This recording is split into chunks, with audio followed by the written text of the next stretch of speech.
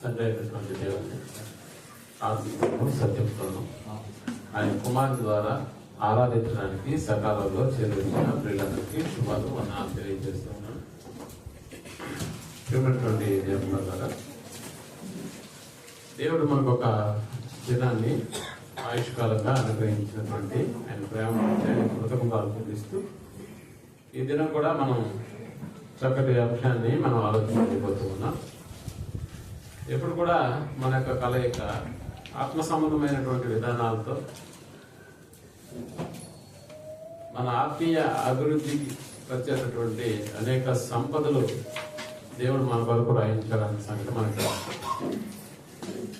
మన ఆత్మీయ స్థితిని మెరుగుపరుచుకోవడానికి మనం ఎలాంటి వారం అవ్వాలో అనేటటువంటి ఉద్దేశంతో దేవుడు ఎన్నో రకాలుగా మనల్ని హెచ్చరిస్తూ ఎన్నో విధాలుగా మనల్ని ప్రోత్సహిస్తూ ఆ రాబోయేటటువంటి ఉన్నతమైనటువంటి లోకాన్ని మనం అందరం స్వతంత్రం చేసుకోవాలని ఉద్దేశంతో దేవుడు మన కొరకు ఎన్నో సంగతులను పొందుపరిచాడు.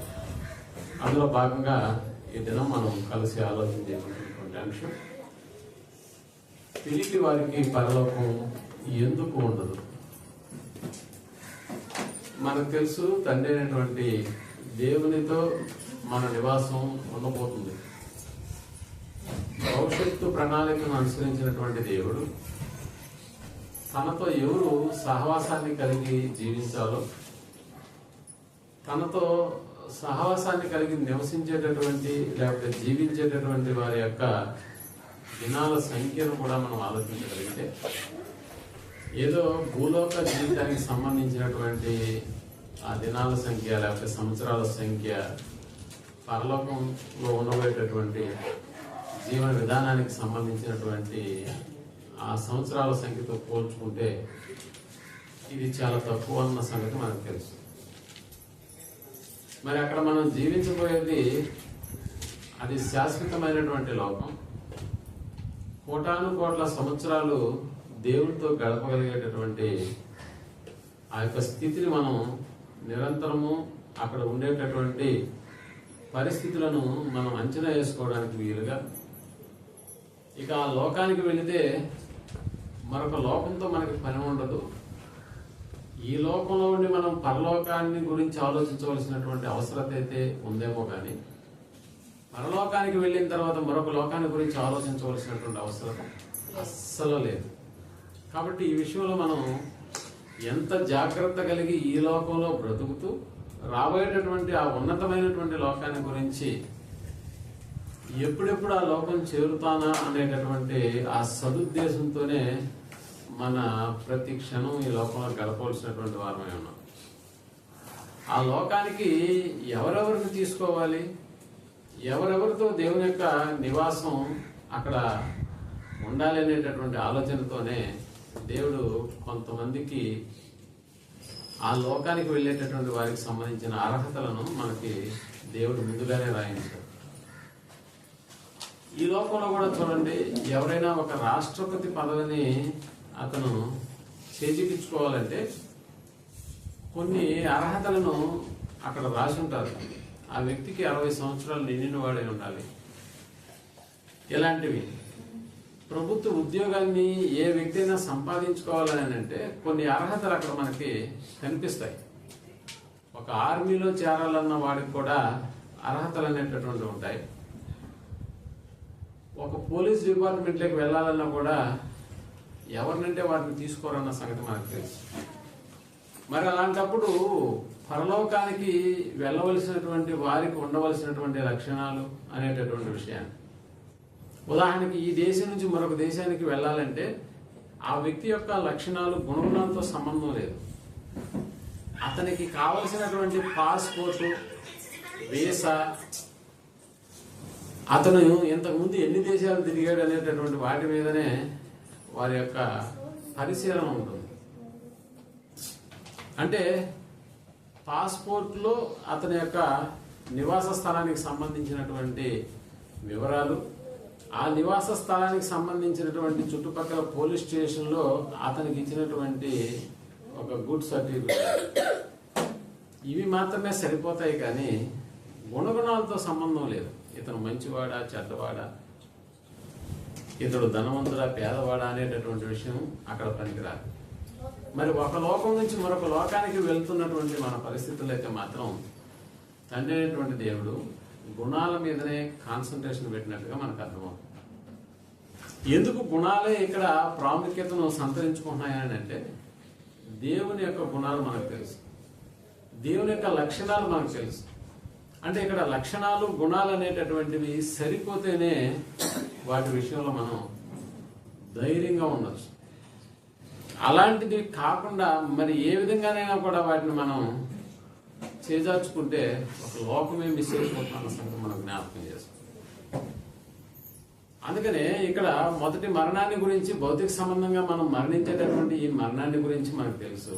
అయితే రెండవ మరణాన్ని గురించి కూడా మాట్లాడుతూ ఆ మరణానికి సంబంధించినటువంటి వ్యక్తుల యొక్క వ్యక్తిగతమైనటువంటి గుణాలను గురించి దేవుడు పరిశుద్ధాత్మ ప్రేరణతో యోహాను గారి ద్వారా మనకు రాయించినటువంటి మాట మనకి జ్ఞాపకం. అందులో మొట్టమొదటిగా ఎవరిని తీసుకున్నాడు? పిరికివారును అన్న పదం మనకు అక్కడ కనిపిస్తుంది. అంటే నెంబర్ 1 స్థానంలో ఉన్నది ఎవరయ్యా అని అంటే పిరికివారు. మనం అనుకోవచ్చు, పిరికివాడికి పరలోకం ఉండదా? పిరికివారు కూడా పరలోకానికి పోకుండా ఉంటారా? అతడు ఏమన్నా తప్పు చేశాడా? అతడు ఏమన్నా మర్డర్ చేశాడా? అతడు ఏమన్నా దొంగతనాలు చేశాడా? అతడు ఏమన్నా అబద్ధాలు ఆడాడా? అంటే ఇలాంటి వాటిని కొంచెం మనం ఆలోచన చేస్తాం. అతని వ్యక్తిత్వ గుణగుణాలలో ఒకరిని చంపేసి జైలుకి వెళ్ళొచ్చాడు అని అంటే అతని మీద కొంచెం మనకు భయం వేస్తుంది. అతని దగ్గర ఉంచుకుంటే కూడా మనకు భయం వేస్తుంది. ఇతను చాలా రాబరీలు చేశాడు, పెద్ద పెద్ద బ్యాంకులు కూడా దొంగతనం చేశాడు అని అంటే అమ్మో, మన ఇంట్లోకి వచ్చినప్పుడు మనం వస్తువులను జాగ్రత్త పరుచుకునే ఒక వీలుంటుంది. కానీ పిరికివాడిని కూడా దృష్టిలో పెట్టుకుంటే అసలు పిరికివాడిని చూసి ఎవరైనా అతని గురించి భయపడే వాళ్ళు ఉన్నారా?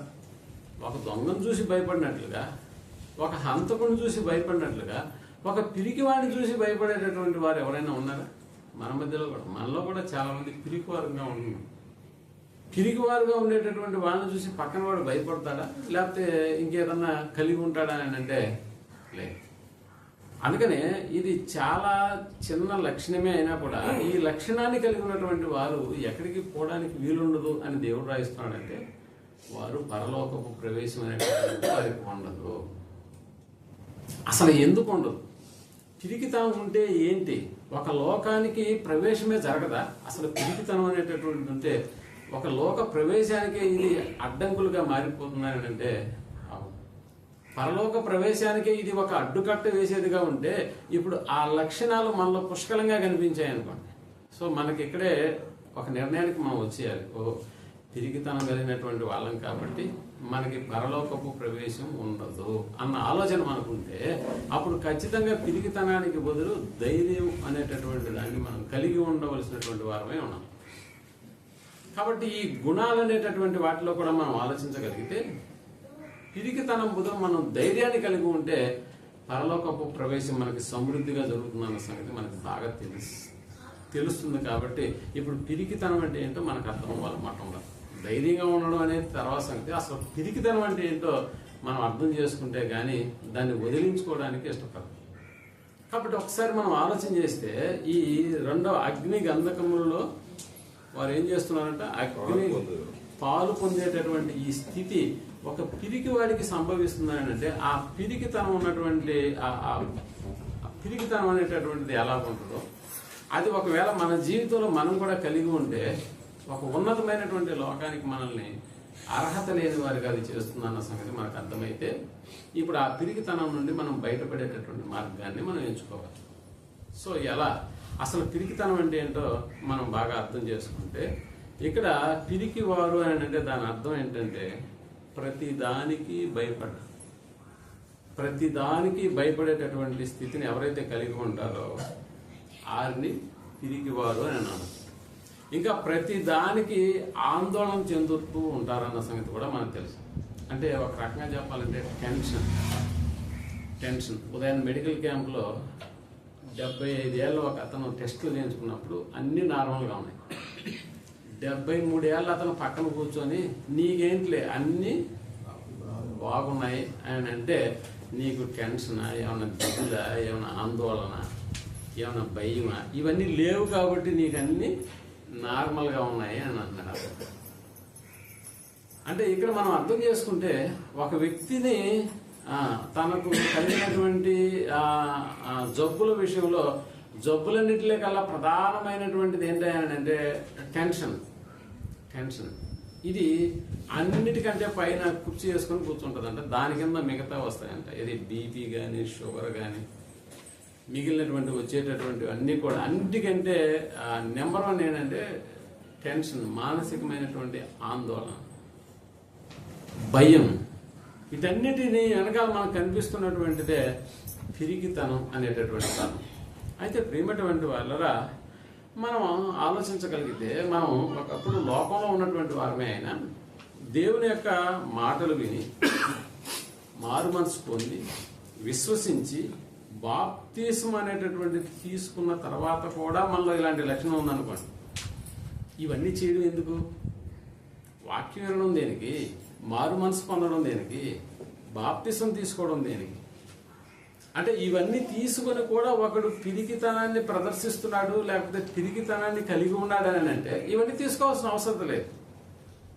కాబట్టి ప్రియమైనటువంటి వాళ్ళ ఇక్కడ పిరికివారుగా మనం ఈ లోకంలో బ్రతకడం వలన అది ఎంత ప్రమాదకరమైనటువంటిదో దేవుడు బైబిల్ నందు రాయించాడు. అందుకని అంటే పిరికివారుగా బ్రతకడం వలన అది ఎంత ప్రమాదానికి తీసుకెళ్తుందో అన్న సంగతి.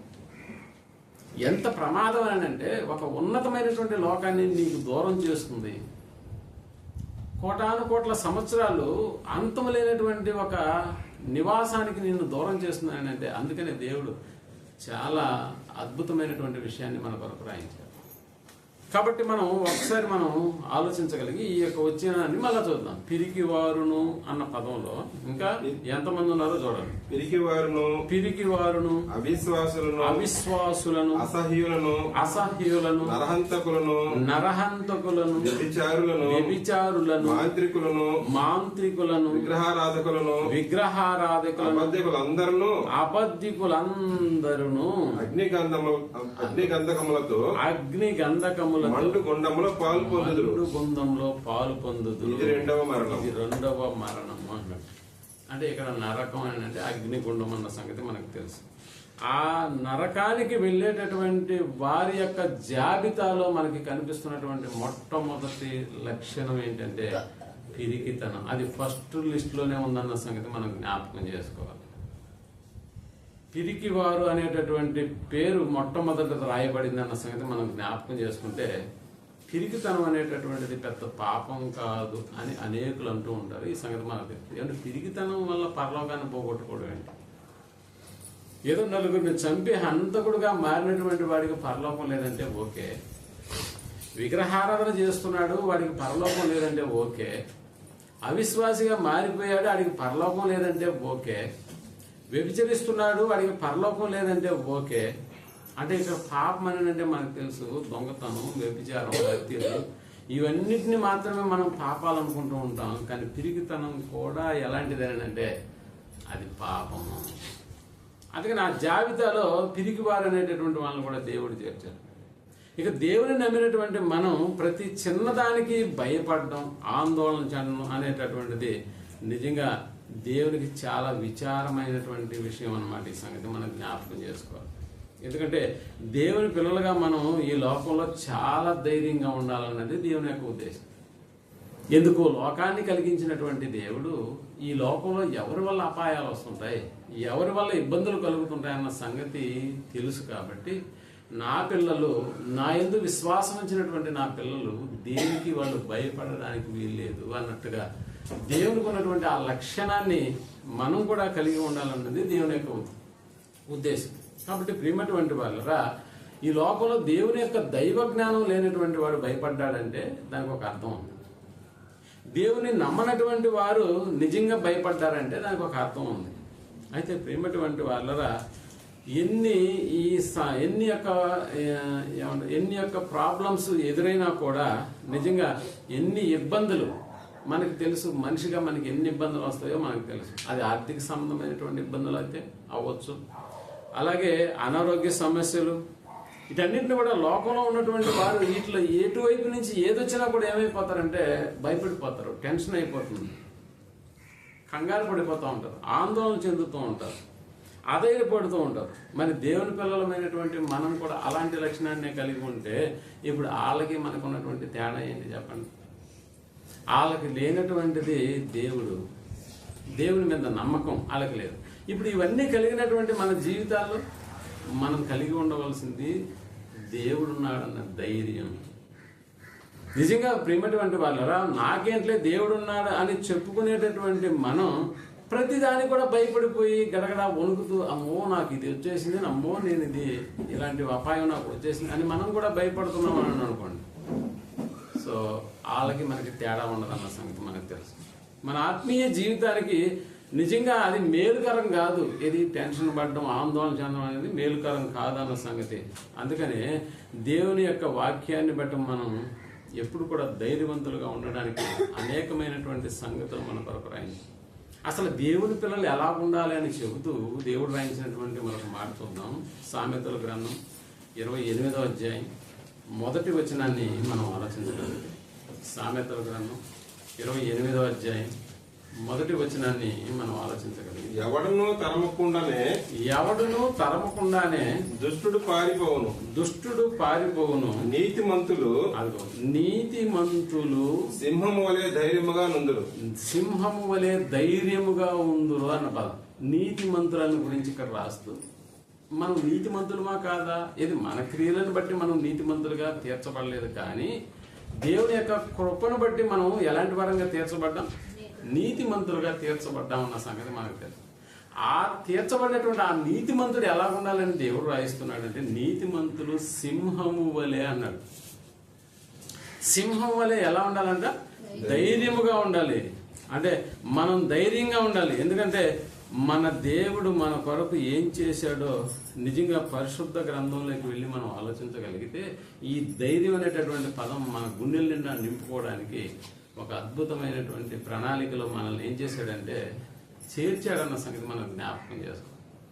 ఎలా చేర్చాడు? మనం దేవుడున్నాడు, నాకు ఇబ్బంది లేదు, నాకు దేవుడున్నాడు అనేటటువంటి ఎన్నోసార్లు మనం ఈ పదాన్ని వాడుకుంటూ ఉంటాం, కానీ ఎప్పుడైనా దాన్ని అనుభవించిన దాఖలాలు ఏమైనా ఉన్నాయంటే లేదు. ఏదో అందరిలాగా భయపడకుండా ఉండడానికి మనం అప్పుడప్పుడు ఈ పదాన్ని వాడుతూ ఉంటాం.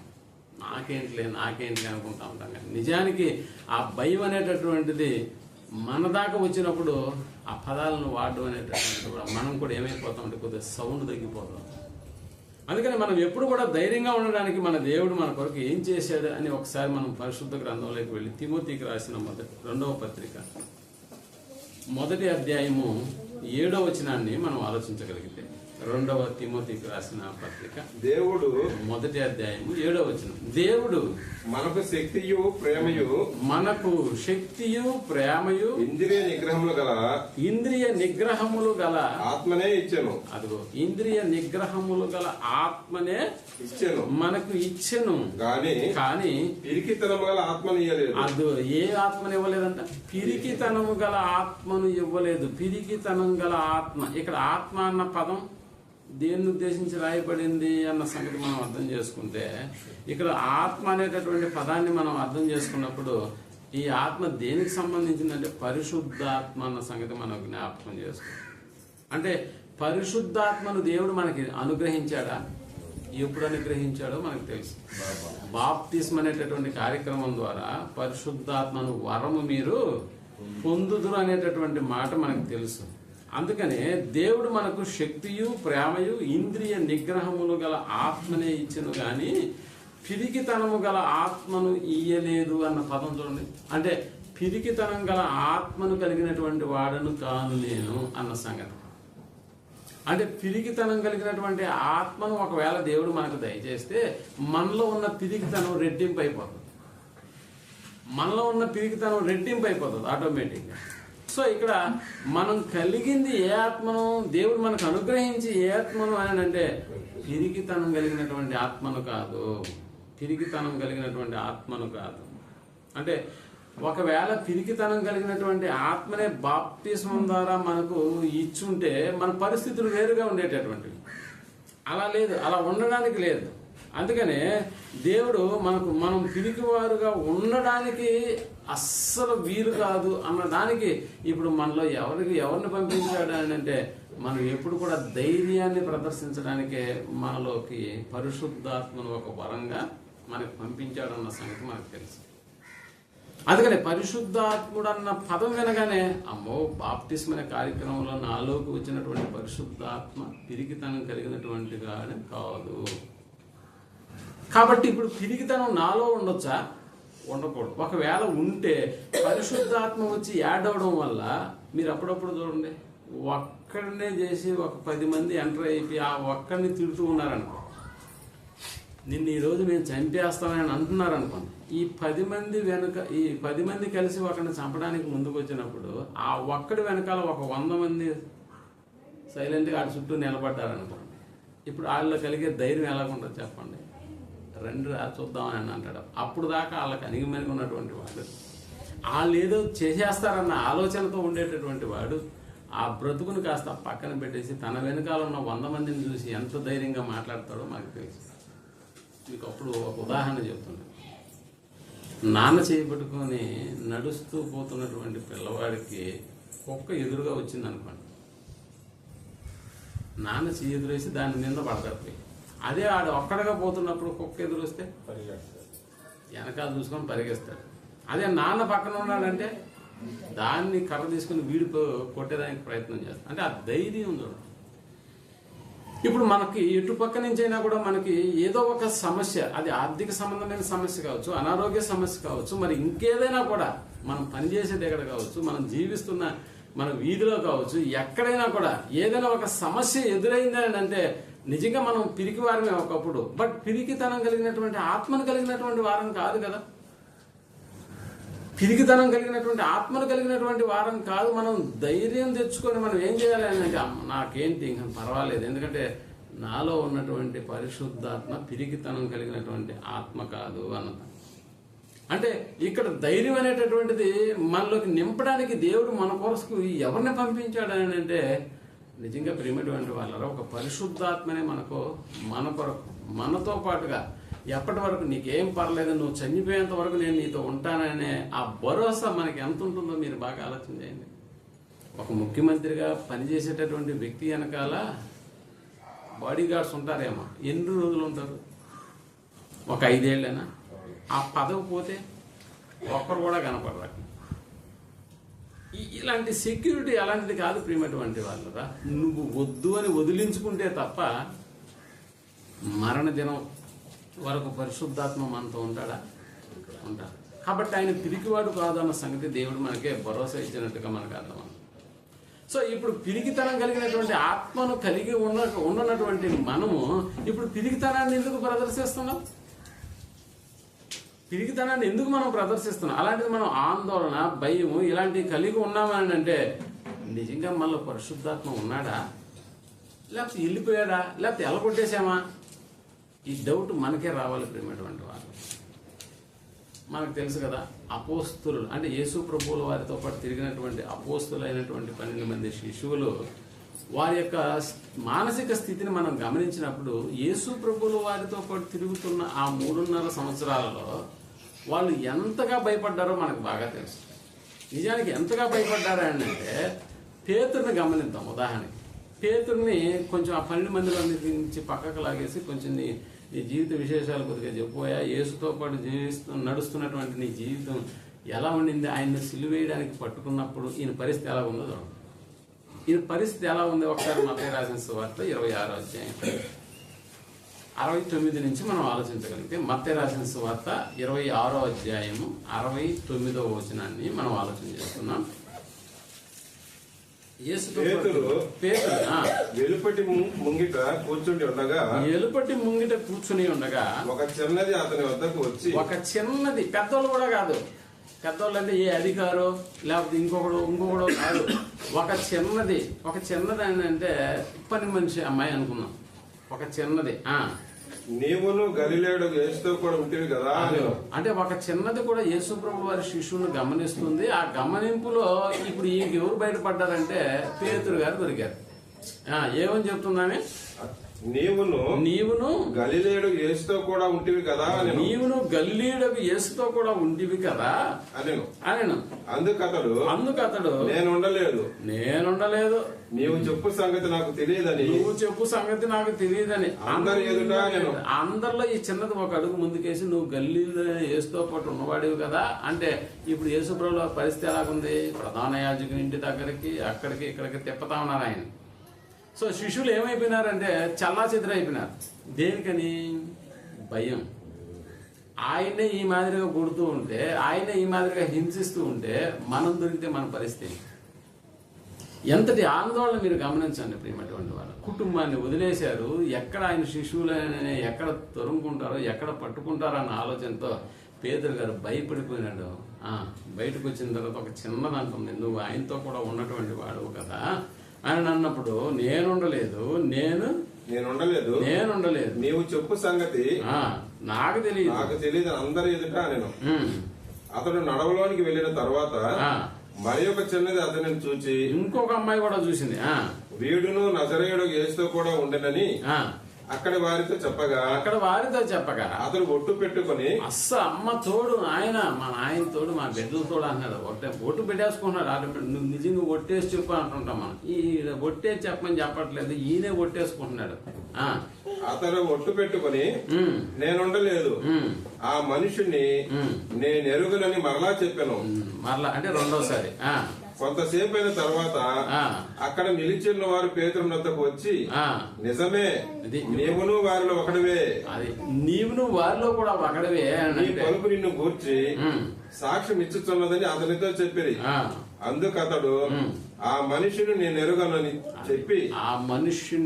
ఎరగను అని చెప్పి శపించుకొనుటకును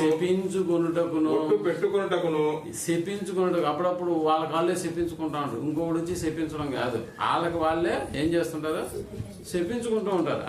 శపించుకున్నటకును ఒట్టు పెట్టుకున్నటకును మొదలు పెట్టాను కోడి కోసాను. రైట్. ఇప్పుడు అర్థమవుతుందా? యేసు ప్రభుల వారితో పాటు తిరుగుతున్నటువంటి శిష్యులు ఆయన యొక్క ధైర్యాన్ని వీళ్ళు చూశారు.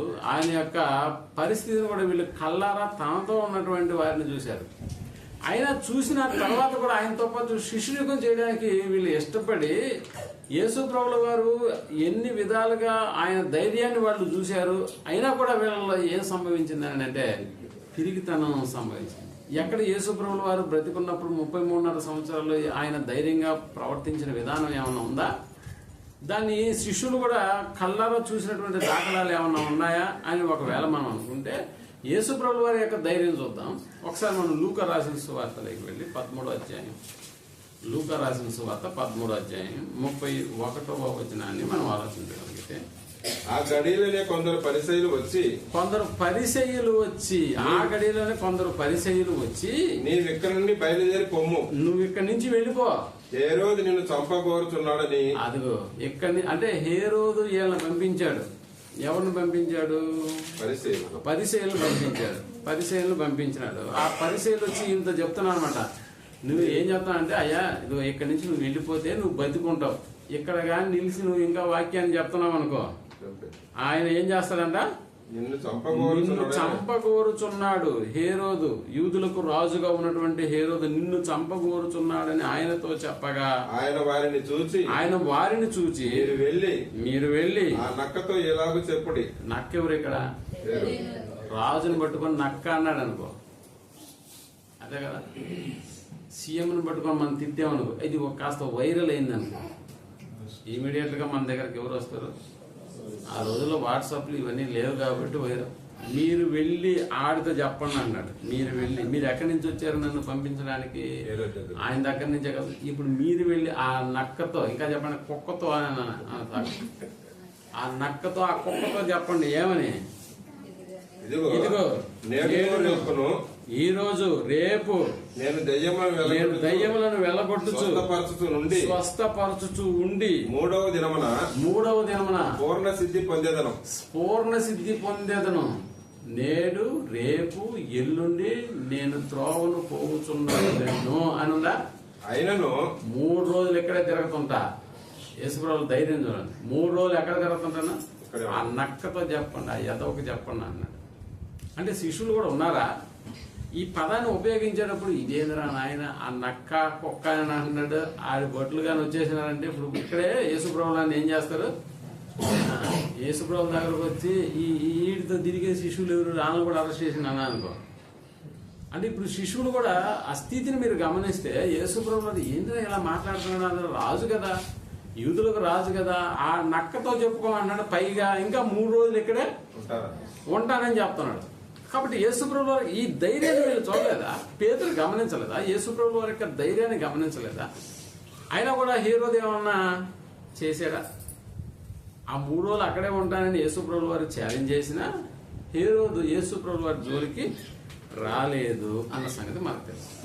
పోనీ ఒకవేళ రాజు కాబట్టి ఈయన ఏదైనా అరెస్ట్ చేస్తారు కాబట్టి ఈ సంగతులు మనం చెప్తే బాగుండదని ఒకవేళ యూదులు లేకపోతే పరిసయ్యులు లేకపోతే శాస్త్రులు వీళ్ళు ఒకవేళ అనుకున్నా, అలాగని చెప్పి యూదులు పరిసయ్యుల్ని ఏమన్నా సద్దుకాయల్ని ఏమన్నా యేసుప్రభువు వారు వదిలిపెట్టాడా? వాళ్ళ విషయంలో కూడా ఎలా తిడుతున్నాడో చూడండి ఒకసారి. ఎక్కడ తిడుతున్నాడు? 23వ అధ్యాయం మత్తయి రాసిన సువార్త 27వ వచనం. 23వ అధ్యాయం మత్తయి రాసిన సువార్త 27వ వచనాన్ని మనం ఆలోచించగలిగితే, మత్తయి రాసిన సువార్త 23వ అధ్యాయం. అయ్యో వేషధారులైన శాస్త్రులారా, వేషధారులైన శాస్త్రులారా, పరిసయ్యులారా, మీరు సున్నము కొట్టిన సమాధులను పోలి ఉన్నారు.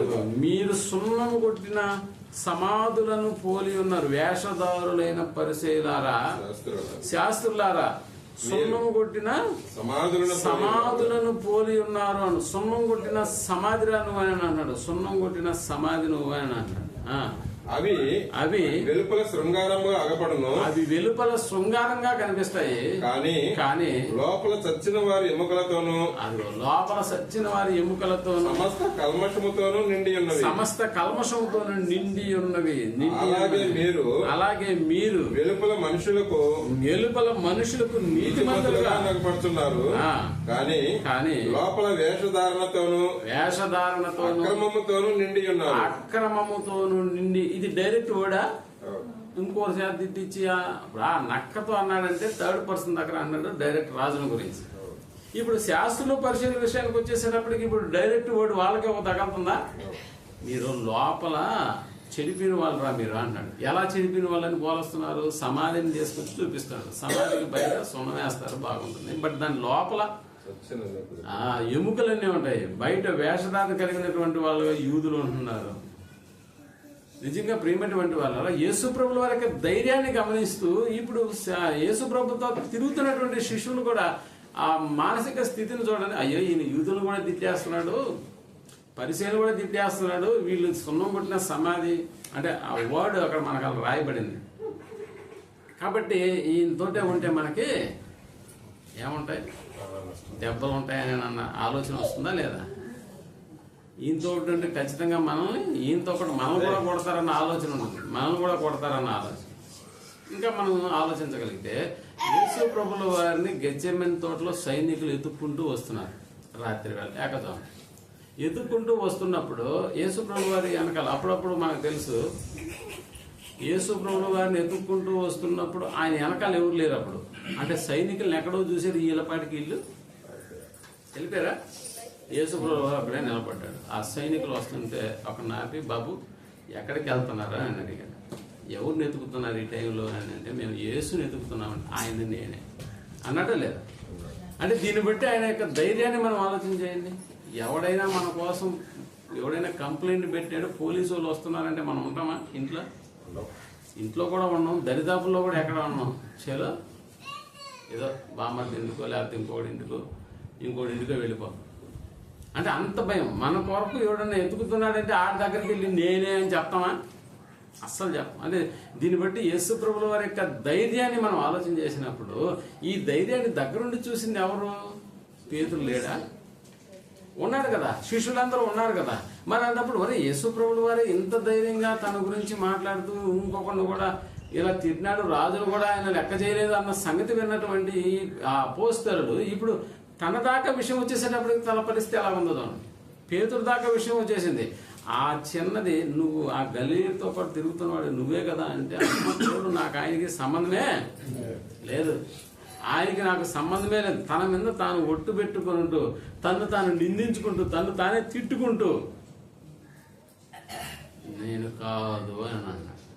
ఇది యేసు ప్రభువు వారితో పాటు 3.5 సంవత్సరాలు తిరిగినటువంటి శిష్యుడికే ఇలాంటి మాట వచ్చినప్పుడు నిజంగా ప్రేమటువంటి వాళ్ళరా, యేసు మాటల్లో నిజంగా అప్పుడు ఆయన ఇంకా చెప్పాలంటే యేసు ప్రభువు వారి మాటల్లో కూడా ఇగో నన్ను పట్టుకోవడానికి వస్తారు, నన్ను చంపేస్తారు, మళ్ళీ నేను తిరిగి లేస్తాను, ఇలాంటి బోధలు కూడా బోధిస్తూ యేసు ప్రభువు వారు వాళ్ళకి ఏం చెప్తున్నాడు ఇంకా అని అంటే, ఇదిగో మీరు మనుషులకు భయపడొద్దు అన్నాడు. అంతేనా? ఎందుకు చెప్తున్నాడు? మీరు మిమ్మల్ని చంపే వారి కొరకు మీరు భయపడొద్దు, మీ ఆత్మను దేహమును కలిపి నరకంలో పడవేసే వారికి మాత్రమే మీరు భయపడాలి అని ధైర్యాన్ని గురించి బోధిస్తున్నా కూడా ఆ ధైర్యపడాల్సినటువంటి సందర్భంలోకి వచ్చేసేటప్పటికి నిజంగా పేతురు గారు ఏమైపోతానంటే గడగడ వణికిపోతున్నట్టుగా ఉంది. ఇంకా చూడండి, అంటే యేసు ప్రభువుల వారి యొక్క మాటల్లో వాళ్ళకి ఎంత ధైర్యాన్ని నూరిపోస్తున్నాడు. మత్తయి రాసిన సువార్త 10వ అధ్యాయం 28వ వచనాన్ని మనం ఆలోచించగలిగితే, 10వ అధ్యాయం 28వ వచనాన్ని మనం ఆలోచించగలిగితే, మరియు ఆత్మను చంపనేరక ఎవరైనా మనిషిని చంపుతాడు. మనకు తెలుసు కదా, మనకి ఈ మధ్యనే రాజపాలెం దగ్గర ఒక గేని చంపేసినాడు. చాలా కత్తిపోట్లు ఉన్నాయి, చాలా గొడ్డలి పోట్లు ఉన్నాయి ఆ శరీరం మీద. దాని డైరెక్ట్ ఫోటోలు నా మొబైల్లో కూడా ఉన్నాయి, ఎవరైనా ధైర్యం ఉంటే చూడొచ్చు. అయితే ఇక్కడ దేవుడు చెప్తున్నా, యేసుప్రభువు వారు చెప్తూ తన శిష్యులకు చెప్తున్నటువంటి మాట, ఏ మాట చెప్తున్నాడు 28వ వచనంలో? మరియు ఆత్మను చంపనేరక దేహమునే చంపు వారికి భయపడకూడదు. అది ఇప్పుడు దేహాన్ని చంపారా ఆత్మని చంపారా? వాళ్ళు వచ్చే దేహాన్ని కదా చంపింది. ఇప్పుడు దేహాన్ని చంపేవాడికి మీరు భయపడద్దా అన్నాడు కదా. ఆత్మను ఎవడు కూడా టచ్ చేయలేడు, ఎందుకంటే అది నిరంతరము జీవించి ఉండేది. మనిషి అంటే ఆత్మ మాత్రమే. ఆత్మకు చావుందా? లేదు. ఇన్ని మాటలు విన్నటువంటి క్రైస్తవ్యం ఇప్పుడు ఎలా ఉండాలి? అసలు ఇన్ని మాటలు డైరెక్ట్ మనకంటే ఇప్పుడు యేసుప్రభువు వారు బోధించిన దాన్ని మత్తయ్య గారు రాశారు. మత్తయ్య గారు రాసిన దాన్ని సంవత్సరాల నుంచి చాలా మంది చదువుకుంటూ వస్తున్నారు. ఇది ఓకే. డైరెక్ట్ గా యేసుప్రభువు వారి మాటలు వినింది ఎవరు? పేతురు గారు శిష్యులు అందరూ ఈ మాటలు విన్నారా?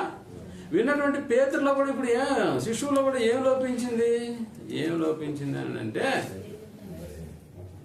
ధైర్యం లోపించింది, పిరికితనం పెద్దపేట వేసింది. మన జీవితాలు కూడా మనం ఆలోచించేయండి. ఒక చిన్న జ్వరం వచ్చిందని అనుకో, పాస్టర్ గారు జ్వరం చిన్నదే కానీ మీరు పెద్దగా ప్రార్థన చేయాలి, అంతేనా? చిన్న ఏదైనా ఆర్థిక సంబంధమైనటువంటి ఇబ్బందులు ఉన్నాయా, కృంగిపోతాం. నిజంగా దేవుడు స్వస్థపరిచేటటువంటి వాడు కదా అన్న ధైర్యం మనలో ఎక్కడన్నా కనిపిస్తుందని అంటే లేదు. అంటే ఏ చిన్న ప్రాబ్లం వచ్చినా కూడా మనం ఏమైపోతామంటే టెన్షన్ మొదలైపోతుంది మనలో. టెన్షనే మనకున్న జబ్బులకు పెద్ద కుర్చీ చేసుకొని కూర్చుంటారు, అన్నిటి మీద అదే కూర్చుంటారు. ఇప్పుడు దాన్నే తీసేయడానికి దేవుడు ఆ పదానికి పెట్టినటువంటి పేరు పిరికితనం, ఆందోళన. వీటన్నిటిని కొంచెంసేపు మనం పక్కన పెట్టగలిగేటటువంటి ఆ స్థాయి మనలో కలిగించడానికి దేవుడు అద్భుతమైనటువంటి ధైర్యాన్ని కలిగించేటటువంటి మాట అదే, మీలోకి నేను పంపింది పిరికితనం కలిగినటువంటి ఆత్మను కాదు అని. ఇప్పుడు ఆలోచన చేయండి, యేసు ప్రభుల వారి యొక్క జీవితాన్ని దగ్గర నుండి చూసినటువంటి శిశువులే పిరికితనాన్ని కలిగినటువంటి వారుగా మనకు కనిపిస్తున్నారు.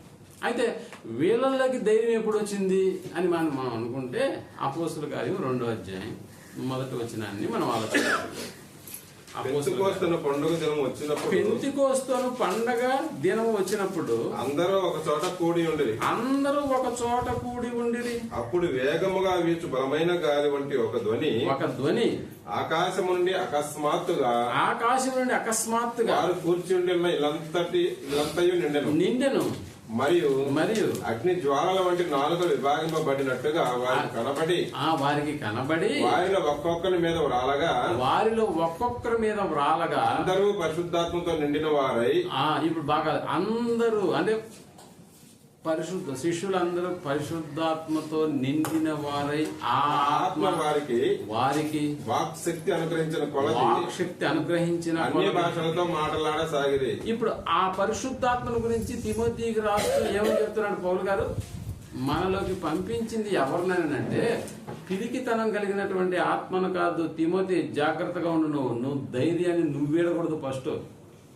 ఎందుకంటే మనం కలిగింది పిరికితనం కలిగినటువంటి ఆత్మను కాదు, మనం దేవుడు మనలోకి పంపించింది ధైర్యం కలిగినటువంటి ఆత్మ. ఇప్పుడు పరిశుద్ధ ఆత్మ అనేటటువంటి అగ్ని జ్వాల వలె విభాగింపబడి శిశువుల మీదకి వాలినప్పుడు ఇప్పుడు వీళ్ళ పరిస్థితి ఎలాగుందని అంటే ఏదో అప్పుడప్పుడు సినిమాలో జూమ్ అని ఏదో ఒక శక్తి వచ్చేసినప్పుడు మనిషి ఇంత లావైపోయి ఆ తర్వాత మళ్ళీ అది పోగానే సన్నబడిపోవడం ఇలాంటివి మనం చూస్తూ ఉంటాం. సో ఇక్కడ శిష్యులలోకి వచ్చింది ఎవరైనా అంటే పరిశుద్ధాత్మ అన్న సంగతి మనకు అర్థం.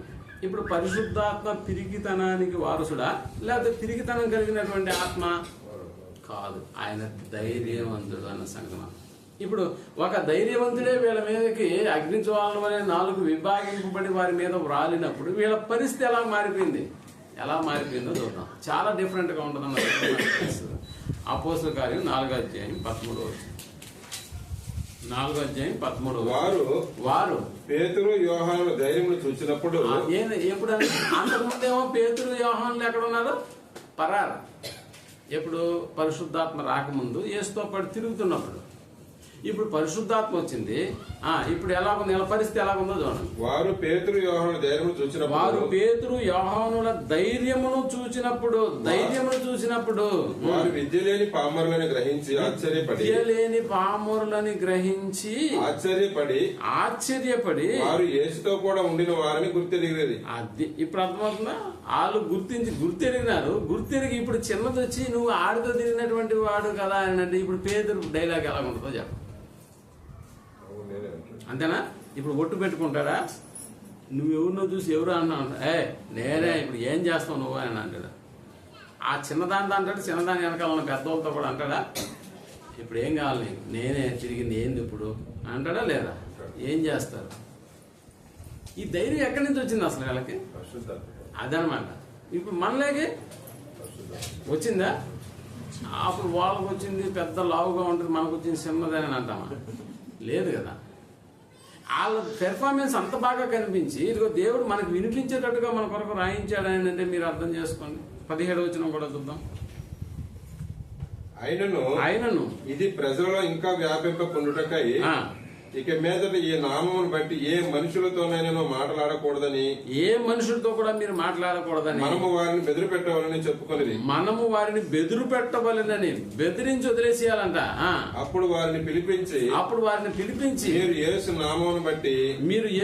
నామమును బట్టి ఎంత మాత్రమును మాట్లాడకూడదు. ఏం చేయాలంట? ఎంత మాత్రమును మాట్లాడకూడదు. ఎంత మాత్రం కూడా మాట్లాడకూడదు. బోధింపనకూడదని కూడదు అని వాళ్ళకి ఏం చేశారంటే ఆజ్ఞాపించి అందుకు పేతురును యోహానును వారిని చూచి దేవుని మాట వినుట కంటే అవి చెప్తాడు, దేవుని మాట వినడం కంటే మీ మాట వినుట దేవుని దృష్టికి న్యాయమా? మీ మాట వినుట దేవుని దృష్టికి న్యాయమా? మీరే చెప్పండి అన్నాడు. మేము కన్న వాటిని విన్న వాటిని చెప్పకై ఉండలేమని వారికి ఉత్తరం ఇచ్చిరి. నువ్వేమైనా చేసుకో, మేము చేసే పని ఇది అన్నారా? ఎక్కడి నుంచి వచ్చింది ధైర్యం? ఇప్పుడు అర్థమవుతుందా? పిరికివారు పరలోక రాజ్యంలోకి వెళ్ళడు అని మొట్టమొదటగా వాళ్ళ పేరు ఎందుకు పెట్టాడు? ఇక్కడ పేర్లు అయితే మన వంటి పేర్లు అయితే రాయలేదు, కానీ మన గుణానికి సంబంధించిన ఒక పేరును మాత్రం దేవుడు అక్కడ పొందుపరిచాడు. ఇప్పుడు ఆ క్వాలిటీ మనలో ఉందనుకో, పరిశుద్ధాత్మ పొందడం దేనికి? దేవుని వాక్యం వినడం దేనికి? మారు మనసు పొందడం దేనికి? బాప్తిసం పొందడం దేనికి? పరిశుద్ధాత్మ నీకు వరంగా ఇవ్వడం దేనికి? నువ్వు పిరుకోడుగా ఉండడానికే దేవుడు ఇన్ని కార్యక్రమాలు చేసింది కాదు కదా. అందుకనే ప్రియమైనటువంటి వాళ్ళరా, అపోస్తుల యొక్క ధైర్యాన్ని చూసినప్పుడు వాళ్ళు ఆశ్చర్యపోయినారు. ఇంకా పౌలు గారి విషయంలో అయితే ఆయన ఎంతగా తెగించాడో మనకు తెలుసు. నా కొరకు బంధకాలు ఎదురు చూస్తున్నాయి అన్నాడు. మీరు యేసు ప్రభువుని ఎలా సిరివేశారో నాకు తెలియదు, కానీ ఆయన రివర్స్గా వేస్తే నేను ఇంకా బాగా ఆనందిస్తాను. తలకిందులుగా అయ్యింది అంటే ఒక ఆపద, ఒక ప్రమాదం ఎటు నుంచి వచ్చినా కూడా అపోస్తులు భయపడలేదు. ఎంత ధైర్యాన్ని కలిగి ఉన్నారో మీరు ఆలోచించండి. నా కొరకు శ్రమలు ఎదురు చూస్తున్నాయని అంటే ఈయన పోతే ఇంకా శ్రమ పడేదానికే డిసైడ్ అయినట్టుగా అక్కడ ఏమైపోతానంటే మైండ్ని సెట్ చేసుకుంటున్నారు అనమాట. వాళ్ళు ట్యూన్ చేసుకుంటున్నారు, మైండ్ని ట్యూన్ చేసుకుంటున్నారు. మనకు తెలుసు మనలో కూడా ఎన్నో సంభవించేటటువంటి ప్రమాదాలు మన మానసిక స్థితిని దెబ్బతీసేస్తాయి. ప్రారంభం అంటే మన మానసిక స్థితి పడిపోతే చాలు, మిగతా ఆటోమేటిక్గా జబ్బులు వచ్చేస్తాయి. అప్పుడప్పుడు చూడండి, ఏదైనా సడన్గా వాళ్ళ కొడుకు గురించో వాళ్ళ కూతురు గురించో తండ్రి ఒక మాట విన్నాడు అనుకోండి, అక్కడికక్కడికే అతనికి నాలిక బయటకు వచ్చేయడం, చెయ్యి పడిపోవడం, సచ్చుపడిపోవడం, హార్ట్ పట్టుకొని అలాగే కూలిపోవడం చూస్తుంటామా? సినిమాల్లోనే కాదు, డైరెక్ట్గా కూడా ఇవే జరుగుతాయి. అంటే ఏదో వినకూడనటువంటి ఒక వార్త విన్నాడు అనుకోండి. అందుకనే మనం ఎవరైనా బంధువులు ఎవరైనా యాక్సిడెంట్లో సడన్ గా చచ్చిపోయారు అనుకో, ఇప్పుడు భార్యకి చెప్పి చూడండి, ఏమన్నా నీ భర్త లారీ కింద పడి చచ్చిపోయాడు అని వచ్చి చెప్పి చూడు. అది చెప్పడానికి మినిమం 1 hour 2 hours తీసుకుంటాం మనం. ఎందుకు? భయం, ఆందోళన. మనకు తెలిస్తేనే ఇలాగ అయిపోతున్నాము. ఇక ఆయన కట్టుకున్న భార్యకి చెప్తే ఉంటుందా ఆమె? అందుకనే ఏం లేదమ్మా, చిన్న యాక్సిడెంట్, అంబులెన్స్ వచ్చింది, తీసుకెళ్ళింది. నిజానికి తీసుకెళ్ళింది మార్చురీకి, కానీ మనం చెప్పే మాట హాస్పిటల్కి. ఏం పర్లేదంట, ఏం పర్లేదు, నువ్వు ధైర్యంగా ఉండు, మనుషులందరికీ జరిగే కదా మనకి. అంటే ఎలాంటి మాటలు చెప్తుంటారో మీరు ఆలోచన చేయండి. అలా వద్దు, ఏం జరిగిందో నిజం చెప్పండి అన్న మాటలు ఏమన్నా వస్తాయేమన్నా అనుకుంటా. నేనేం కుంగిపోను, మనిషికి ఏం జరుగుతుందో నాకు తెలుసు, ఏం జరిగిందో చెప్తే నేను తర్వాత కార్యక్రమాలు నేను చూసుకుంటాను అన్నట్టుగా ఎవరైనా చెప్పగలుగుతామా? ఏం లేదు. అంటే ఆ వార్త మనకి ఎంత షాక్ని ఇస్తుందని అంటే, నిజంగా ప్రేమటువంటి వాళ్ళు సగం చచ్చిపోతాం, మిగతా సగం ఆయన చూసిన తర్వాత చచ్చిపోతాం. చాలామంది భార్యలు కూడా చూడండి, భర్త శవాన్ని చూసిన తర్వాత వీళ్ళు కూడా చచ్చిపోయి ఉంటారు. లేదా జరిగి లేదా జరుగు ఎన్నో ఇలాంటివి. అంటే ఎంత మానసిక ఆందోళన పీక్ స్థాయికి వెళ్ళిపోతే కానీ ఇలాంటి పరిస్థితి రాదు. అక్కడే ఎక్కడ మనం పోగొట్టుకుంటున్నామో అక్కడ మనం వెతుక్కోవాలి. ఏం వెతుక్కోవాలంటే ధైర్యాన్ని ఇచ్చేటటువంటి నీలో ఇచ్చింది పరిశుద్ధాత్మ, ఆయన ధైర్యవంతుడు అన్న సంగతి నీకు అర్థం అవ్వాలి. మనకి ఏదైనా జబ్బు వచ్చిందో, షుగర్ వచ్చింది అనుకోండి, ఇక అంతేనా, జీవితం అయిపోయిందా ఇంకా అలా ఫీల్ అయిపోతాం మనం. లేదు, అవసరం లేదు. దాని పాటికి ఏదో ఒక పక్కన నడుస్తూ ఉంటుంది, మన పాటికి మనం ఇంకో పక్కన నడుచుకుంటూ వెళ్ళాలి. ఎందుకంటే స్వస్థపరిచే దేవుడు మనకున్నాడు. ఒకవేళ ఇవన్నీ కాదు, రామాయణ అంటే వెళ్ళిపోయే పరిస్థితిలోనే ఉండాలి కదా మనం. ఎప్పుడైనా కూడా రా అంటే వెళ్ళిపోవాలి. నేను కుదరదు, నేను రాను, ఇంకా పెద్ద అమ్మాయికి పెళ్లి చేయాలి, రెండోడికి పిల్లని ఎతకుతున్నాము, తర్వాత వస్తానులే అంటే కుదరతుందా? లేదు. ఏ క్షణంలో తరుముకుంటూ వస్తున్నది ఒక పాట కూడా మనం చూపించాం తెర మీద. అంటే ఏ టైంలోనైనా వెళ్ళడానికి కూడా సిద్ధంగా ఉండాలి. ఏదొచ్చినా కూడా దాన్ని ఎదుర్కోవడానికి మన దగ్గర ఏముండాలంటే అది ఎంత ఉండాలి? టన్నులు. అదేదో సినిమాలో తొడగొట్టు చెప్తుంటారు, అది కాదు ఉండాల్సిందే. ధైర్యం అనేటది ఎప్పుడు కూడా మనం దాని విషయంలో కుంగిపోకూడదు. ప్రేమటువంటి వాళ్ళు స్వస్థపరిచేటటువంటి దేవుడు ఉన్నాడు కదా అని మనం మాట్లాడుకుంటామే, కానీ మన ధైర్యానికి ఎక్కడ చూపిస్తాం దాన్ని? ఒకవేళ దేవుడు స్వస్థపరచకపోయినా నిలబడగలిగే స్థాయి ఏమన్నా నీలో ఉందా? నిలబడగలిగేటటువంటి స్థాయి ఏమైనా ఉందా? ఉండాలి కదా అది కూడా. ఒకవేళ దేవుడు స్వస్థపరచలేదు, దేవుడు బ్రతికించలేదు అనుకున్నా కూడా దాన్ని తట్టుకోగలిగినటువంటి ధైర్యం కూడా మనకు ఉండాలా? అలాగని దేవుడిని తప్పు పట్టేద్దామా? మేము ఇంతమంది ఎన్నిసార్లు ప్రార్థన చేసినా కూడా దేవుడు అయినా కూడా చంపేశాడు, అయినా కూడా తీసుకెళ్ళిపోయాడు, అలాగని చెప్పి దేవుడిని తిట్టేద్దామా? ఈ స్థితిలోంచి నువ్వు బయటికి రా. ఒకసారి ఈ మైండ్ సెట్ని నువ్వు ట్యూన్ చేసుకో. ఏం అర్థమవుతా నీకు అర్థమవుతా. నీ జీవితంలో ఏది విన్నా పెద్దగా రియాక్ట్ అవ్వాల్సిన అవసరం లేదు. ఏం జరగతానో జరగని, జరిగేదన్నీ మన మేలు కొరకే అన్న సంగతి మనకు తెలుసు కదా. మనకి ఎన్నో వాక్యాలు తెలుసు మనకి, కానీ ఆ సందర్భం వచ్చినప్పుడు వాటిని పక్కన పెట్టేసి ఈ సందర్భంలోకి వెళ్ళిపోయి మనం భయపడిపోతూ ఉంటాం. చరిత్రలోకి వెళ్ళి షడ్రకు, మెషకు, అభిజ్ఞు వాళ్ళ జీవితాన్ని చూడండి. అసలు ఇన్ని ధైర్యపరిచే మాటలు యేసు ప్రభువుల వారి ద్వారా ఏమైనా విన్నారా వాళ్ళు? లేరే. అలా లేనప్పుడు వాళ్ళ యొక్క జీవితాన్ని మనం ఆలోచన చేసినప్పుడు ఇంత బలపరిచేటటువంటి మాటలు వాళ్ళు ఎప్పుడు వినలేదు, చూడలేదు. అయినా కూడా వాళ్ళ ధైర్యాన్ని మనం గమనిస్తే అసలు ఎంతటి ధైర్యం అండి, ఎంతటి ధైర్యం. ఒక రాజునే వాళ్ళు ఎదిరించేటటువంటి స్థితికి వచ్చేసినారా అని అంటే ప్రేమటువంటి వాళ్ళరా. ఎదిరించడం మాత్రమే కాదు, రాజు ఆ పేరేంటి, నెబుకద్నెజరు. ఒకసారి దానియేలు గ్రంథం 3వ అధ్యాయం 16వ వచనాన్ని మనం ఆలోచించగలిగాం. షడ్రకును, మెషాకును, అబేద్నెగోను రాజుతో ఇలాగూ చెప్పిరి, నెబుకద్నెజరు ఇందును గురించి అదిగో నెబుకద్నెజరు ఏం చేశారు? దురాయి అనే మైదానంలో నీ ఫోటో ఒకటి పెట్టేసి, నీ 100 అడుగుల విగ్రహం పెట్టేస్తే మేము పోయి మొక్కనోడికి ఇలాంటి శిక్ష నువ్వు శాసనం రాజు చేస్తే మేము మొక్కేస్తాం అనుకుంటున్నావా?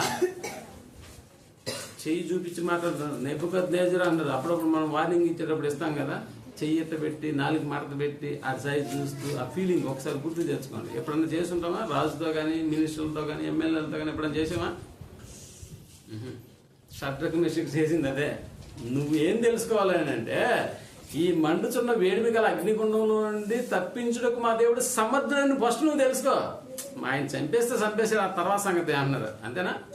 ఆ ధైర్యాన్ని మీరు ఆలోచించగలిగితే ప్రియమైనటువంటి వాళ్ళు, పరిశుద్ధాత్మని ఏమన్నా పొందారా వాళ్ళు?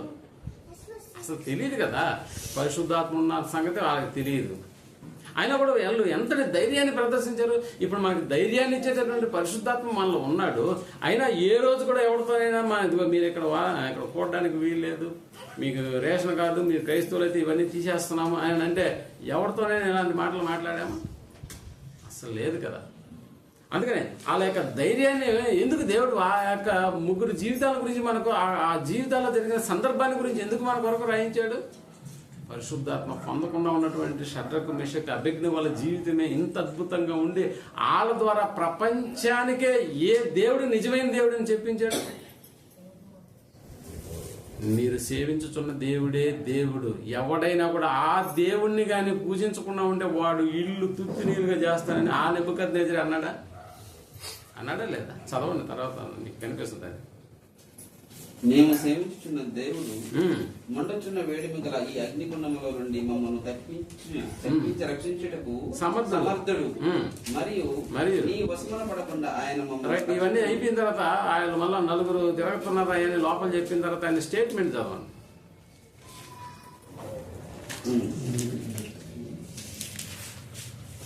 అందుకు రాజు నేను 4 మనుషులు బంధకము లేక అగ్నిలో సంచరించడం చూస్తున్నాను, వారికి హాని ఏమీ కలగలేదు. 4వ వాని రూపము దేవదూత రూపమును పోలిందని వారికి ప్రత్యుత్తరం ఇచ్చింది. అంతటా నెబుకద్నెజరు వేడిమి కలిగి మండుచున్న ఆ గుండము 28వ వచనం, షడ్రకు మెషకు అబేద్నెగో అను వీరి దేవుడు పూజార్హుడు అని ఉందా? పూజ ఎందుకు? వేడిమి గల అగ్నిగుండంలో వేసిన మనుషులు చచ్చిపోయారు, కానీ లోపల పడ్డ షడ్రకు మెషకు అబేద్నెగోలు మాత్రం చావలేదు. ఎలా వాళ్ళ ఎంటుకలు కూడా అప్పుడప్పుడు చూడండి, మనం ఏదైనా చలిమంట కాసుకొని దగ్గర పెట్టామంటే ఎంటుకలు చూసుకుని కాలిపోతాయి. అసలు వీళ్ళ ఎంటుకలకు కూడా ఏమి సెగ కూడా తగల. అసలు ఇప్పటి వరకు వాళ్ళు ఏదో ఏసీ గది నుండి వచ్చినట్టుగానే ఉంది తప్ప అగ్నిగుండంలో వచ్చినట్టుగా ఏమైనా ఉందా? లేదు. అందుకని చెప్పండి, వీరి దేవుడు పూజార్హుడు అని ఉందా?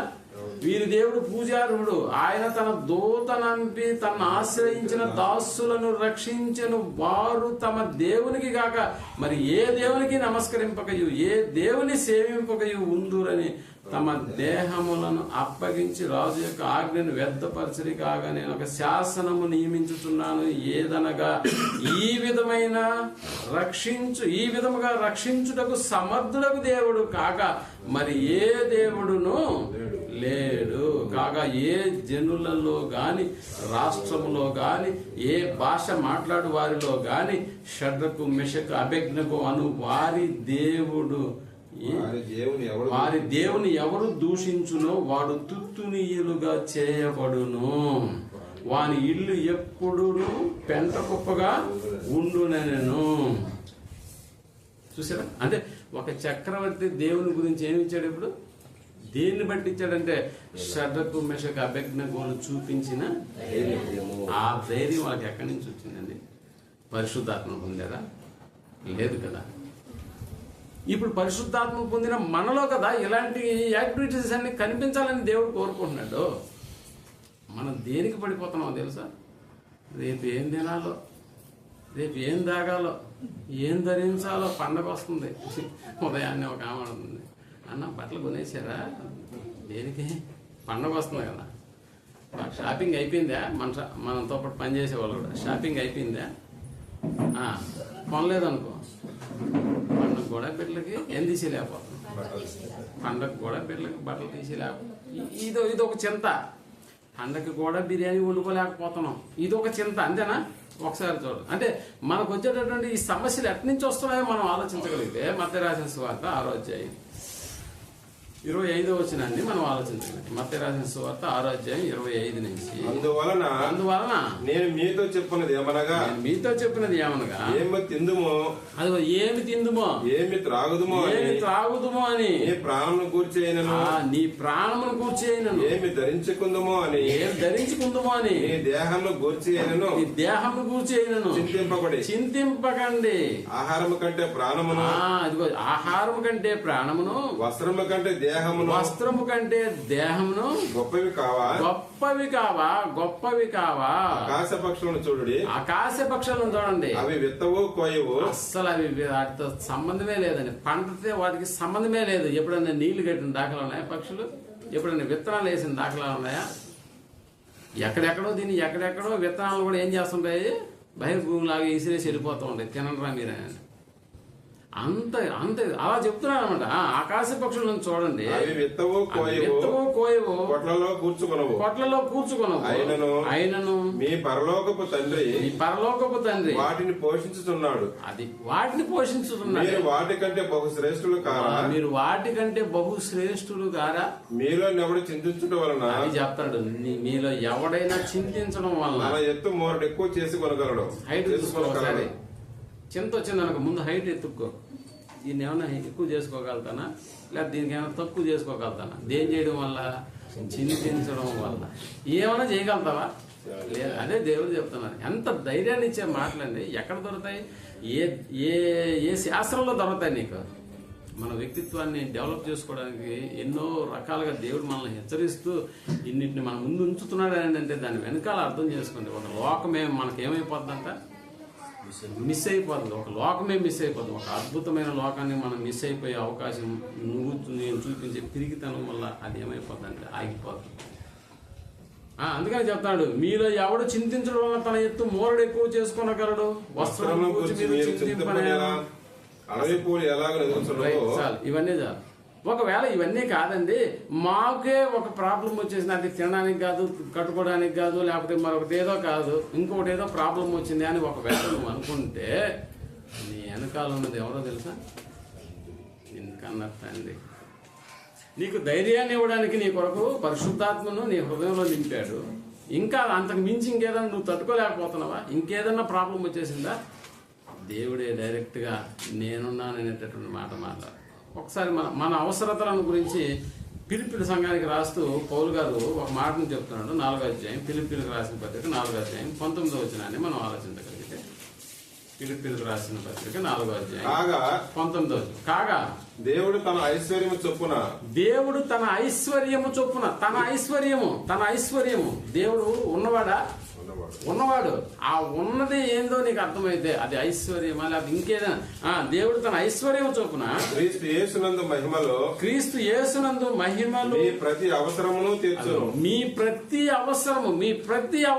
ప్రతి అవసరంలో ఏముంటాయి? ఇప్పుడు ఆర్థిక సంబంధమైన ఇబ్బందా, అప్ప,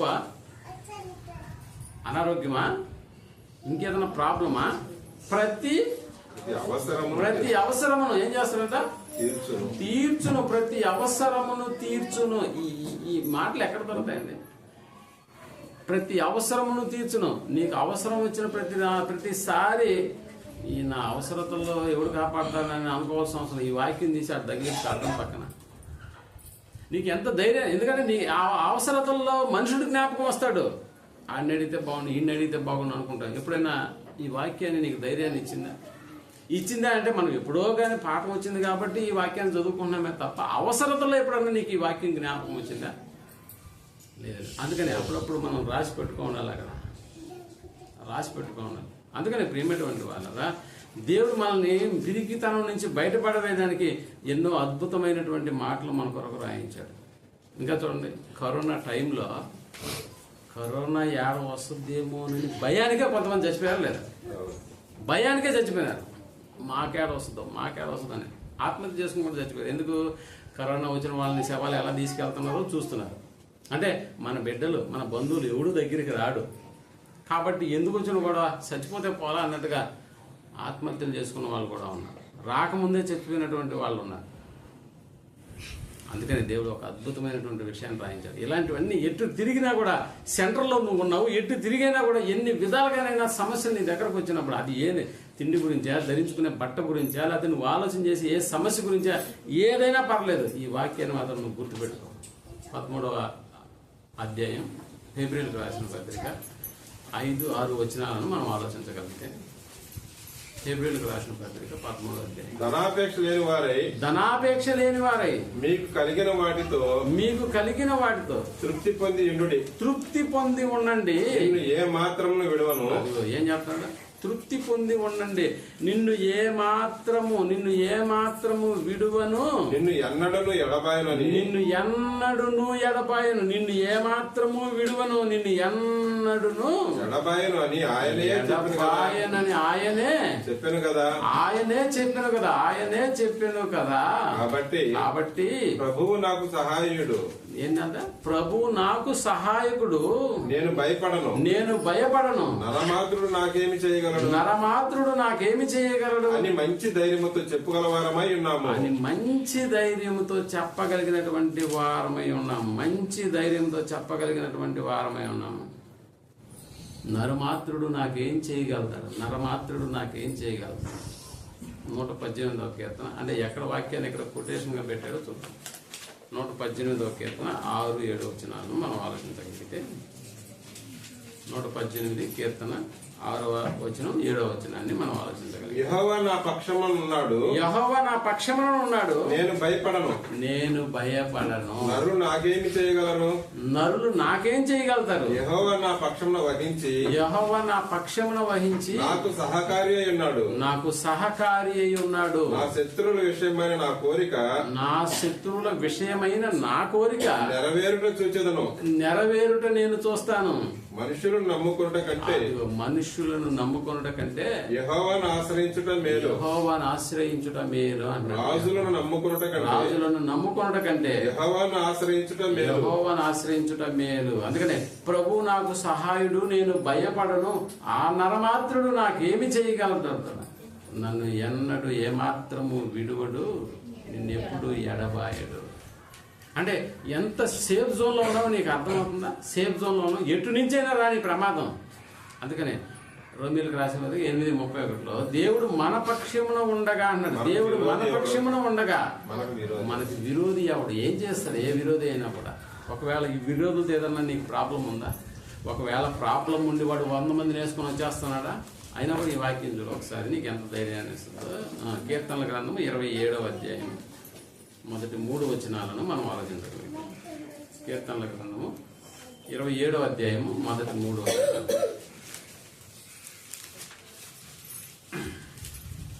యెహోవా నాకు వెలుగును రక్షణను అన్నాడు. యెహోవా నాకు వెలుగును రక్షణయు అన్నాడు. నేను ఎవరికి భయపడదును? నేను ఎవరికి భయపడతాను అసలు? ఎందుకంటే సెక్యూరిటీ జోన్ అంతా నా చుట్టూ ఉంది. ఇప్పుడు నేను భయపడాల్సిన అవసరం ఎవరికి? అంటే కంప్లీట్ గా 100కి 100% ఇప్పుడు మనం ఎలా ఉండొచ్చు? ఎందుకు పెరుగుతాను? అందుకనే కదా దేవుడు ఈ క్వాలిటీ మీలో లోపిస్తే ఒక ఉన్నతమైనటువంటి లోకాన్ని మనం ఏం చేస్తామంటే చేజారుకునే అవకాశం ఉంటుంది. ప్రియమైనటువంటి వాళ్ళ ఇదేదో ఆఫ్టర్లు అనుకునేవారు. పిరిగితనం కూడా పరలోకాన్ని పోనీయకుండా చేస్తుంది. అవును, పిరిగితనం కూడా పరలోకాన్ని పోనీయకుండా చేస్తుంది. కాబట్టి ఆ లోకాన్ని నేను స్వతంత్రించుకోవడానికి దేవుడు అద్భుతమైనటువంటి ధైర్యాన్ని నింపడానికి ఇలాంటి మాటలు రాయిస్తున్నాడు చూడండి. అందుకనే చెప్తున్నాడు, యెహోవా నాకు వెలుగును రక్షణ ఉన్నాడు, నేను ఎవరికి భయపడతాను? యెహోవా నా ప్రాణదుర్గము, ఎవరికి వెళతును? నేను ఎవరికి భయపడాల్సిన అవసరం లేదు అన్నాడు. నా శరీర మాంసము తినుటకై దుష్టులు నా మీదకి వచ్చినప్పుడు నన్ను బాధించు శత్రువులు వారు కట్టిల్లి కూలిరి. నన్ను బాధించు శత్రువులు నా మీదికి వచ్చినప్పుడు వారు వాళ్ళు కూలారా? ఈయన కూలారా? వారు కూలారు. నాతో యుద్ధము చేయుటకు దండు దిగినను అన్నారు. భయపడదు. ఎంతమంది వచ్చారంటే ఇప్పుడు? ఆ రోజు అంటే యుద్ధాలు, ఈ రోజు అంటే గొడవలు, పొట్లాట్లు. అంతేనా? 10 మందిని వేసుకొని వస్తున్నారా నేను రేపేడాకంటే రాని అర్థమవుతుందా? ఏంది ధైర్యం? ఆ దండు దిగినను నా హృదయము భయపడదు. నా మీదికి యుద్ధము రేగినను దీనిలో నేను ధైర్యము విడవక ఉండును అన్నది చూసారా. ఏమైపోయింది మన ధైర్యం? అసలు ఎలా ఉండాల్సిన ఎలాగైపోతున్నావు తెలుసా? చిన్న చిన్న వాటికి ఏమైపోతావు అంటే కుంగిపోతావా? అస్సలొద్దు, అది మనకు సంబంధించినటువంటి విషయం కాదు. మనం ఎప్పుడు ఎలా ఉండాలని అంటే బీ బ్రేవ్, ధైర్యంగా ఉండు నువ్వు. ఎందుకు? ఇదిగో సదాకాలం నేను మీతో ఉన్నాను. గ్రేట్ కమాండ్మెంట్ లో చెప్తాడు కదా, మీరు సర్వలోకంలోకి వెళ్ళి సర్వస్వార్థం చెప్తూ లాస్ట్ లో ఇదిగో నేను సదాకాలం మీతో కూడా ఉంటాను. ఒక్కసారి ఆయన ఉన్నాడన్న ఫీలింగ్ నువ్వు బయట పెట్టేసినప్పుడు నువ్వు భయపడిపోతావు. ఆ ఫీలింగ్ ఎప్పుడైతే నిన్ను వదిలిపోతుందో ఆటోమేటిక్గా భయం నిన్ను చంపేస్తుంది కూడా కావాలంటే. అందుకని చాలా ఈ జీవితం అనేటటువంటిది 70-80 ఏళ్ళే కాదనట్లేదు. బట్ ఈ 70-80 ఏళ్లలో కూడా మనకి ఎంత ధైర్యాన్ని ఇచ్చే మాటలు. మన వ్యక్తిత్వాన్ని ఎక్కడ కోల్పోతామో, మన గుణాన్ని ఎక్కడ తగ్గించుకుంటామో, ఇదిగో ఇలా చేయడం వల్ల ఒక ఉన్నతమైనటువంటి లోకానికి ఇది గండిపడేటటువంటి అవకాశం ఉంది. మటల్లో మానభంగాలు, దొంగతనం ఇవన్నీ ఓకే పక్కన పెట్టేద్దాం కొంచెం. వాటిని చేసిన వాడు కూడా అక్కడికి రాలేదు సార్. మరి పిరిగితనం గురించి ఎప్పుడన్నా ఆలోచన చేసామా మనం? ఎప్పుడు ఆలోచన చేయలేదు. సో అలాంటి క్వాలిటీ మనలో ఉండకూడదని చెప్పడానికి దేవుడు ఎన్ని విధాలుగా మనల్ని హెచ్చరిస్తున్నాడు.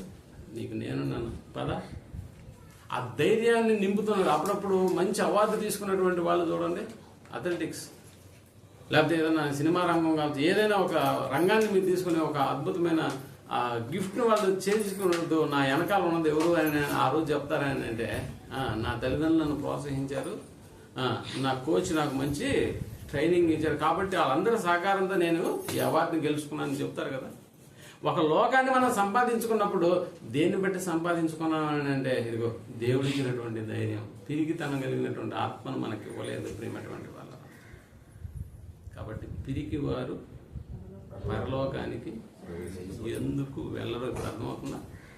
ఆ పిరికితనం మనలోంచి తీసేసి అందులో మనం ఆ చిప్పు తీసేసి ఈ చిప్పు పెట్టుకోండి. ఏ చిప్పు?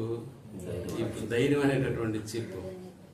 అపోస్తలుల యొక్క జీవితాలను చూడండి, యేసుప్రభుల యొక్క జీవితాన్ని చూడండి, ఇంకా పౌలు గారి యొక్క జీవితాన్ని, షడ్రక్ మెషక్ అబేద్నెగోల యొక్క జీవితాలను చూడండి. వాళ్ళకంటే ఏమైనా బలమైనవి వస్తాయా మన దగ్గరికి?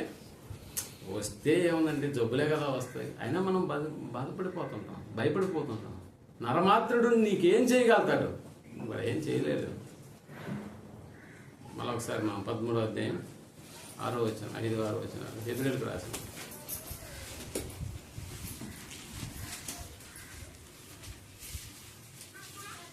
కాబట్టి ప్రభువు నాకు సహాయుడు. అది ప్రభువు నాకు సహాయుడు నేను భయపడను. నరమాత్రుడు నాకేమి చేయగలడు అని మంచి ధైర్యముతో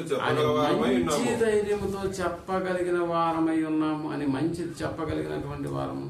నిన్ను ఏమాత్రము విడువను, నిన్ను ఎన్నడును ఎడబాయను అను ఆయనే చెప్పాను కదా.